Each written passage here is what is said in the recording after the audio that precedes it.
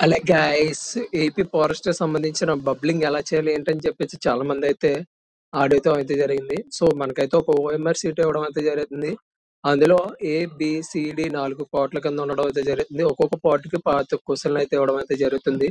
So ఆ OMR సీట్‌లో duplicate copy and OMR sheet 2 కూడా ఇవ్వడం అయితే జరుగుతుంది. డూప్లికేట్ కాపీ మనం లాస్ట్‌లో తీసుకోవచ్చు. అండ్ ఒరిజినల్ కాపీ అయితే వాళ్ళైతే తీసుకోవడం అయితే జరుగుతుంది. అండ్ వచ్చేసి ఒక్కొక్క క్వెషన్ నెగెటివ్ మార్క్స్ కూడా ఉండడం అయితే జరుగుతుంది. అది నెక్స్ట్ వీడియోలో అయితే జరగడం అయితే జరుగుతుంది. సో మీరు బబ్లింగ్ చేసేటప్పుడు బ్లూ పెన్ గాని, బ్లాక్ పెన్ గాని వాడండి. అది ఏంటి అసల ఎలా బబ్లింగ్ చేయాలన్నో చూడండి.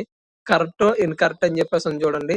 సో కరెక్ట్ ఉన్నప్పుడు అన్ని బబ్లింగ్ రైట్‌కి గ్రీన్ టిక్‌లో ఉంది చూడండి అది కరెక్ట్. ఇంటూ మార్క్ ఉన్నది అలా రాంగ్. అండ్ ఒకే ప్రశ్నకి 2 ఆన్సర్‌లు చేయడం రాంగ్. అండ్